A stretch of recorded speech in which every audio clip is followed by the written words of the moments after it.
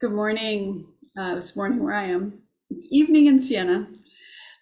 We saw a couple of folks in Siena today, and today would be what, the 26th of Elul? That sounds right. And today I'm going to talk about the shrine keeper. First, I'm just going to say what's going on with us. We have a computer situation. I'm having telephone issues. There's a lot of stuff going on. Howard's Facebook account was completely stolen and hacked, and we can't get back in. And it's been a really lot of hours of trying to deal with that kind of fuss. This morning, we got a phone call that Dominic's mother has COVID. So that's stressful as well as, concerning. She's, sick, and we don't want him to get sick. We certainly don't want to get sick. So there's just a lot of stress going on right now. So I am rallying, put on my breastplate this wonderful piece of marble that Howard and Diane found for me in Siena and brought back for me. It's this beautiful moon-shaped pendant that I'm wearing as my priestess self as we come into the last days of Elul, heading toward Rosh Hashanah. And I'm going to talk about the shrine keeper today. In the Kohenet Hebrew priestess tradition, Elul is linked to the Tzovah, the shrine keeper. Now, the shrine keeper priestess is a guardian of the temple, to which people come on pilgrimage. She tends the divine presence by attending to ritual. By preparing the space and guarding the threshold, she creates the separateness and holiness that makes a shrine sacred. In Exodus 38:8, it says, he made the laver out of copper and its base out of copper from the mirrors of the hosts, the tzavot, the women who served, that's tzavu, at the entrance of the tabernacle. The word tzavot appears only twice in Torah, in Numbers 4:23 and 4:30. It's the same root, the tzadi beit aleph, that refers to priestly service. And I'm going to just think for a minute about the letters. I've been doing a lot of work with the letters this last year. Tzadi, which is righteousness or justice, is the first letter of the word tzadik and tzedek. Beit, which refers to the home, and aleph, which is oneness. So putting those three words together, the righteousness, home, and oneness seems to come together with this idea of priestly service. It also refers to the hosts of angels, the tzavaot, who serve the Holy One. Tzovot can mean a host of women, or women who serve as one of many, or ministering women. The Torah doesn't explain the term or provide any context. That's from Rav Kohenet Jill Hammer from the Hebrew Priestess, her book. From the Babylonian Talmud, Menachot 97a, it said, when the temple was standing, the altar atoned for sin. And now that the temple is no longer standing, a person's table atones for sin. And also Babylonian Talmud, Berachot 10b, those who host Torah scholars in their homes, the Torah considers them as if they offered the Tamid offering in the temple. So this is the month, Elul, where we tend the shrine. And I have this really amazing thing that this last spring I saw on Facebook Marketplace. And as I was scrolling through, I saw this thing and I said, what is that? Where did that come from? This is what it is. It's this amazing copper bowl that's both octagonal and circular. And I saw it and I went past it and I went, that looks like what I imagine the copper laver outside the temple that was made up of the mirrors of the tzavaot. And so I looked a little closer and I found out it was for sale from a person I knew from fourth grade, my first love, Billy Mack. And I contacted him and I said, why do you have that? And why do I want it? And he said, oh, my mother was a collector of things. She was a hoarder and she's in dementia now and tried to clear out her house. Do you want it? And I said, of course I want it. And he said, name your price. And I named my price and he mailed it off to me. And now I have this amazing altarpiece that is this copper laver that is not the one that was at the temple, maybe, but it is this amazing representation of the shrine. And I use it on my altar. I know that some people bristle in Judaism when you talk about altars, but we have altars everywhere.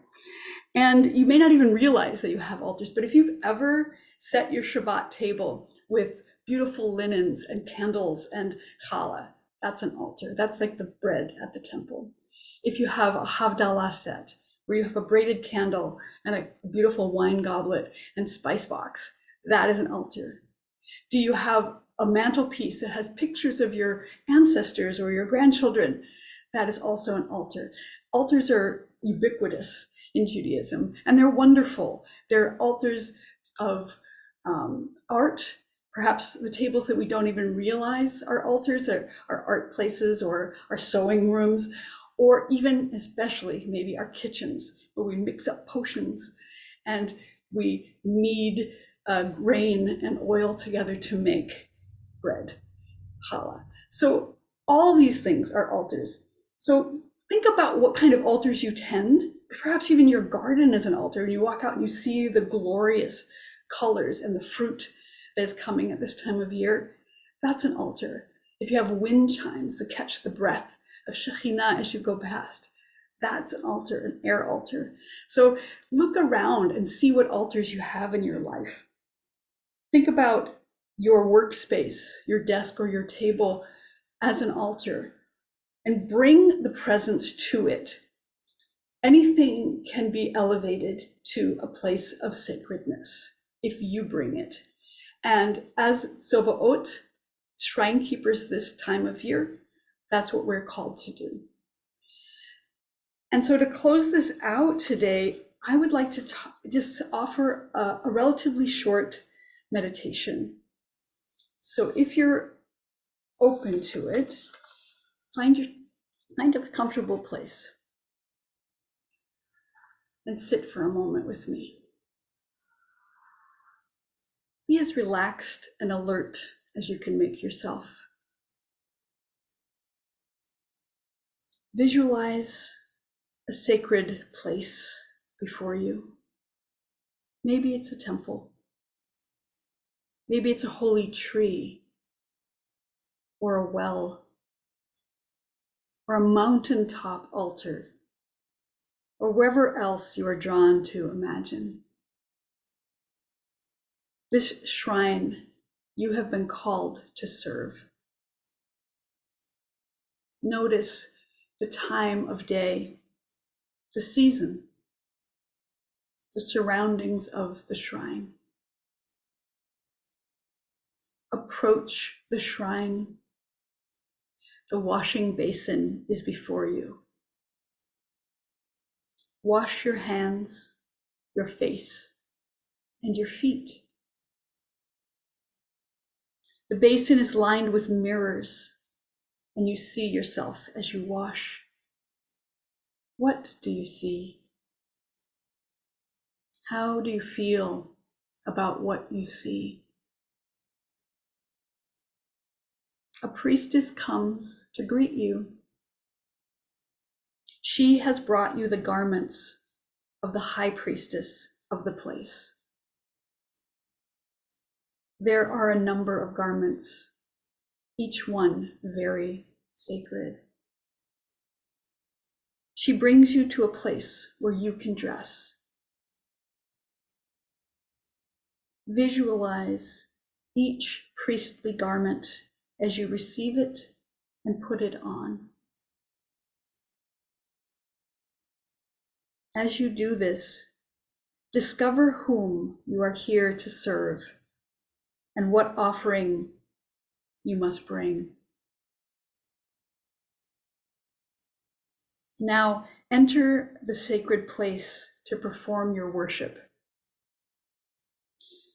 The priestess may lead you to the shrine, or you might be part of a grand procession, or you may come to the innermost holy place on your own.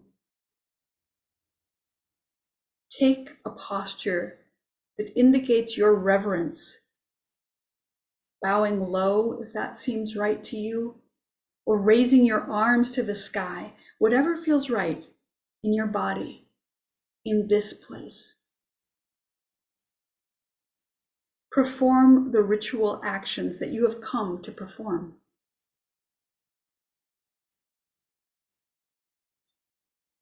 Make your offering.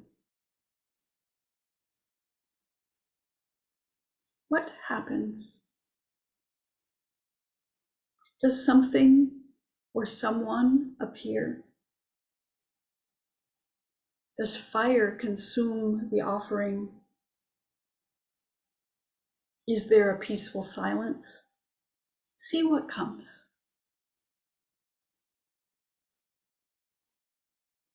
What you see and hear will tell you something about how your spiritual practice can unfold and grow.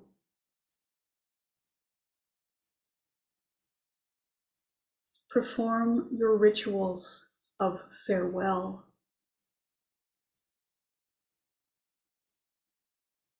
Return past the laver to the place where you dressed in priestly garments. Take off the garments and return them to the priestess, thanking her. But keep one for yourself that means something special to you. Leave the area of the shrine and return to your breath. Focusing on your breath. Notice your surroundings. Breathe out and open your eyes.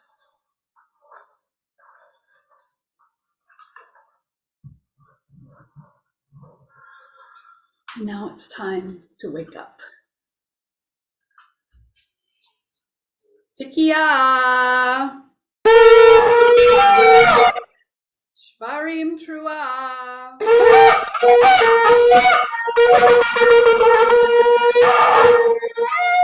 Tikia! Tikia!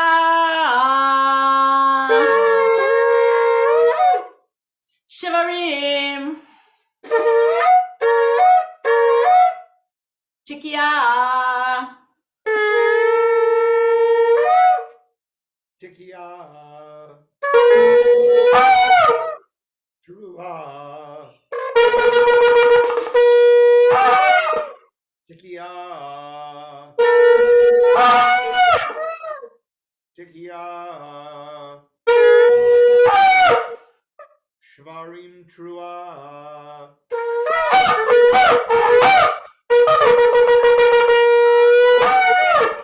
Tikia!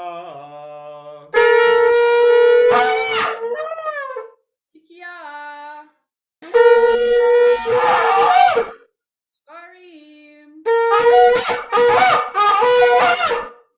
Tikia! Tikia! Trua!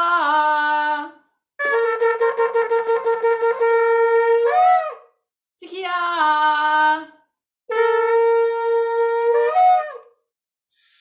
Tikia! Shivarim Trua!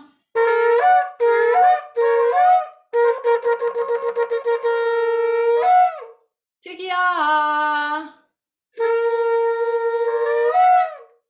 Tikia! Shvarim! Tikia! Tikia, Trua,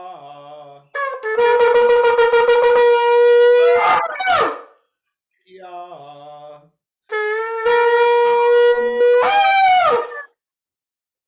All right, so gird yourself with your breastplate or whatever garment that you've taken with you and go forth today with courage and hope for the best. And we'll see you again tomorrow. Chazak v'umatz.